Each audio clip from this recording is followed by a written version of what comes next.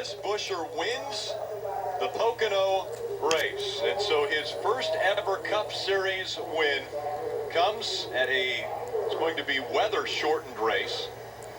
But as you mentioned, Jeff, it doesn't matter. It's his first ever Cup win. First ever Cup win, and look at that trophy. What a cool first trophy to get. And, you know, listen, I'm happy for Chris Buscher because we know what a warrior he is inside the race car. We saw him at the Xfinity level give 100%, win championships, race hard, drive hard. Took a step back this year from a competitiveness standpoint to give himself a chance to be at the Cup level.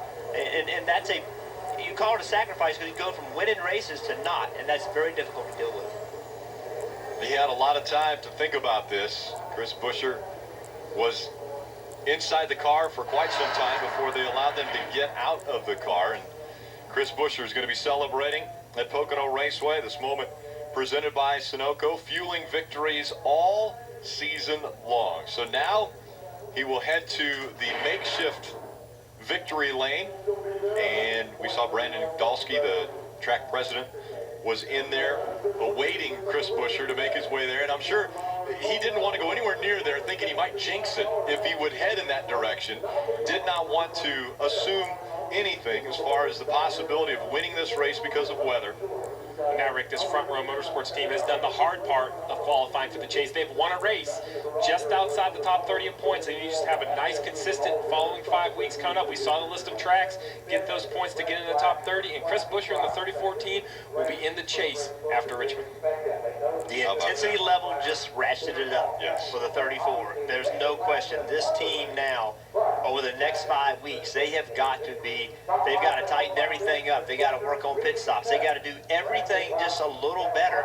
They're just a few points out of where they need to be, but they're going to have to earn it. This is the race they're 31st for a reason. If they could be 28th, they would be 28th. They're going to have to find a way to improve, to move themselves in, and it's going to be tough for them. And there, the indicator on the bottom, Chris Buscher, he has a win now.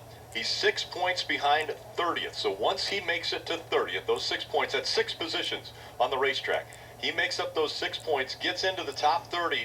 Chris Buscher will be just below Tony Stewart on this list, just ahead of Austin Dillon. That moves everyone down. And now the cutoff line that's at Kyle Larson, it will move above Kyle Larson. And it will be right below Jamie McMurray. That'll put the Chip Ganassi teammates of Jamie McMurray and Kyle Larson only 9 points apart to see who's in the chase. So multiple stories when it comes to points and who's going to be eligible for the chase for the next 5 weeks.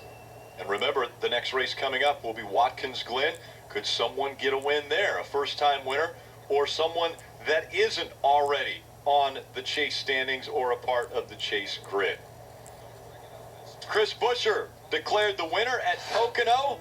We will talk to him on the other side of the break. Chris Buscher will be able to celebrate for the first time in his NASCAR career a Cup Series win.